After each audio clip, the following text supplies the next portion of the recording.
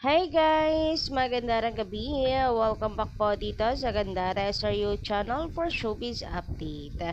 Andito na naman nga po akong muli nagbabalik ang nagmamaganda rin yung kachismosang Kim Pao upang magatid sa inyo ng latest update and fresh happenings patungkol po kay Kim Chiu and Paolo Avellino. And para nga sa gabing ito, ang tatalakayin natin at pag-uusapan ay patungkol sa ganap Bebe Time ng Kim Pao. Hoy, Bebe Time! So eto, balik na naman nga po sila sa pagja-jogging. Ayan, guys, muli magkasama ang Kim Pao. O, diba nakakatawa pong pagmasdan si Kim and Paolo? Sana lagi pong may ganitong ayuda at ganap si Kim and Pao para naman maganda sa atin pong paningin at masakit sa mata naman ng mga basher. Hoy, talaga namang naisip pa ang mga basher. Anyway, before that, sa mga hindi pa nakaka-subscribe dito sa ating channel, maaari lamang na pindutin po ninyo ang subscribe button at notification bell na nandyan sa baba para maging updated ka at ma-notify tuwing may bago tayong chika at balita hinggil sa Kim Pao. Basta mga balita na may kinalaman po kay Kim Chiu and Paolo Avellino, sagot na natin yan. So ngayong gabing ito, simulan nga natin ang ating update about po dito sa schedule ni Kimi. Bakit minsan hindi po siya nakakapag-ASAP or wala siya sa ASAP. So alam naman natin every Sunday ang mga tao, ang mga Kim Pao fan, mga Kim Chiu fan sa ASAP nakatutok. Lalo na kung hindi po alam yung schedule ni Kimi, syempre mag-aabang po yan sa ASAP, di ba? Kasi meron po tayong nadaanan na nakaka-disappoint daw. Dahil lagi na lang walang Kim Chiu sa ASAP. So pag-usapan nga natin yan, bakit nga ba laging walang Kim Chiu sa ASAP? So eto, basahin nga natin sabi dito nakaka-disappoint. Lagi akong nanonood ng ASAP pero wala lagi si Kim Chiu. Bakit ganon? Bakit wala na siya sa ASAP? Hindi naman po sa wala na si Kimi sa ASAP, hindi naman po yan mawawala sa ASAP. Isa po sa main host si Kim Chiu dyan and queen of the dance floor po ng ASAP si Kimi. Hindi po yan mawawala dyan basta-basta. So masasabi ko lamang po, may mga bagay talaga na hindi po kayang i-push. Alam niyo yun? And ngayon lamang po nakapagpahinga si Kimi.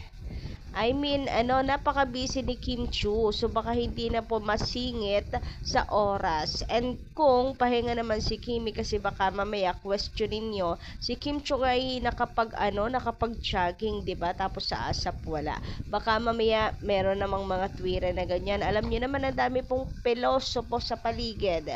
So, kung free time man ni Kimi, buong maghapon ngayon linggo, ibigay naman na po natin yung sa kanya. Sabi ko nga, napaka-busy ni Kim Chiu. So, itong time na to ay pinagpahinga na lang siguro.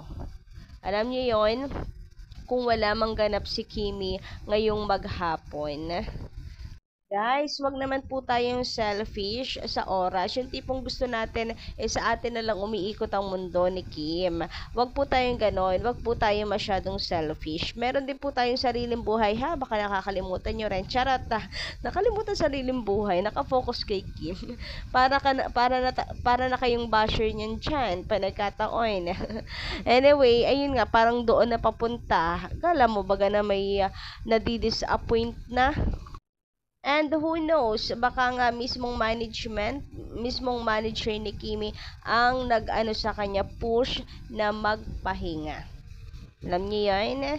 Syempre, hindi naman yan robot si Kim Chiu. Kung may ganap, pwede rin po guys na mayroon ganap si Kimi talaga maghapon. And kung wala, sabi ko nga, wag niyo na pong silipin pa. Wag niyo na pong pagsilipan pa itong si Kim Chiu ng ganap.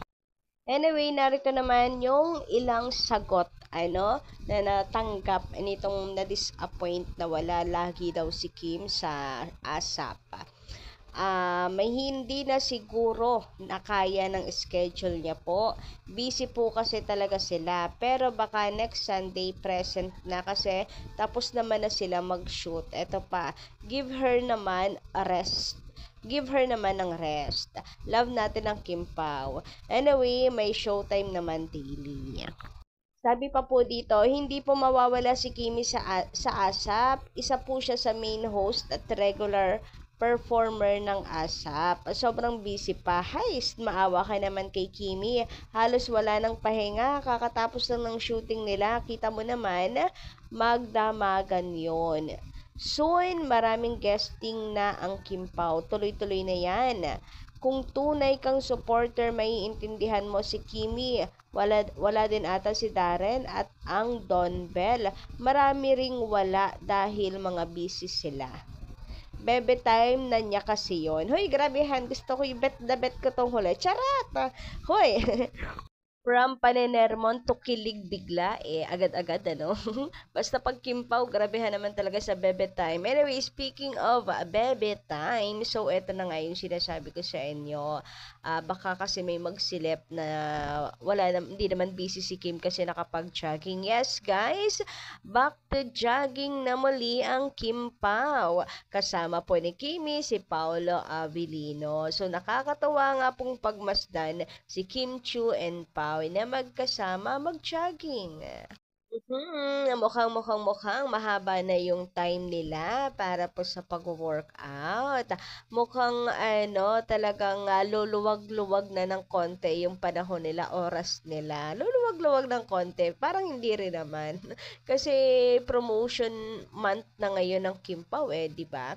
Anyway, narito nga po ang mga nakakalokhang komento ng mga fans at the same time nakakakilig. Pati naman po talaga kasi ako ay naloloka pag nakikita ko ang Kimpaw na magkasama. Lalo na at merong issue kamakailan lang. So eto, bali sagot na rin ni Kim and Paolo siguro sa mga issues. Panay kasi kayo issue, ayan, binagsakan kayo ni Kim and Paolo. So ayan, binasag na nila ang issue. Pagmasdan nyong maigi ang Kimpaw, laging magkasama, even not work-related. Meaning, hindi po pang promo lang ang Kimpaw. Gets nyo?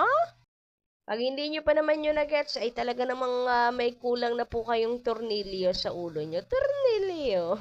Ginawa ba namang ano?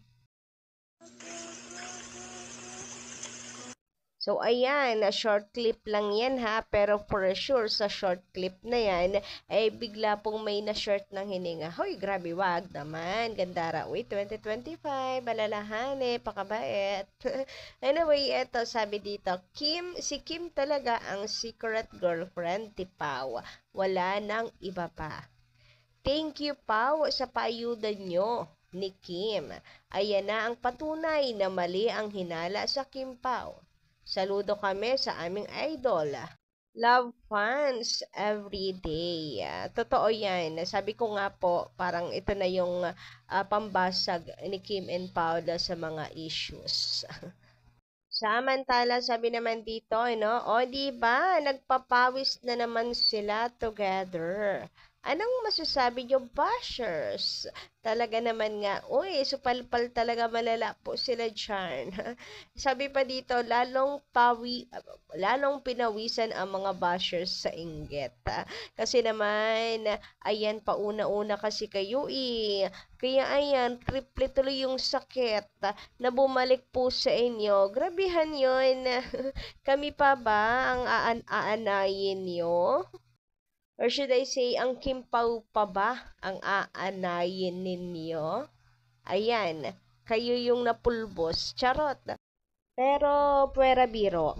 Sana nga guys, lagi pong may time together si Kim and Paolo. Sana lagi po silang may paganito.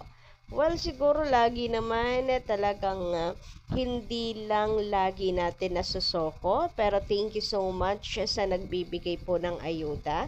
Thank you so much sa mga nagbubuking sa Kimpaw. Ayan, kahit papaano, diba, nabibigyan po tayo ng paayuda. So, talagang wish ko lang sa Kimpaw after these busy days, makapagpahinga po silang dalawa. More me time baga. Iba kasi yung magkasama sila sa workout, magkasama sa trabaho. Iba pa rin yung me time na nagdi-date, magkasama mag-dinner date, mag-shopping, ganyan. Iba pa rin yon. Iba pa rin yung we time na yon. We time pala tawag doon. Bebe time. Ayan. Sana more on dating ba? Kasi mas nakakapagpa-strong din yun ng relationship. Alam mo yun. Anyway, kayo guys, ano inyong masisay patungkol dito? Pa-comment ka lang po dyan sa baba. And don't forget to click the subscribe button and notification bell for more updates. Maraming salamat!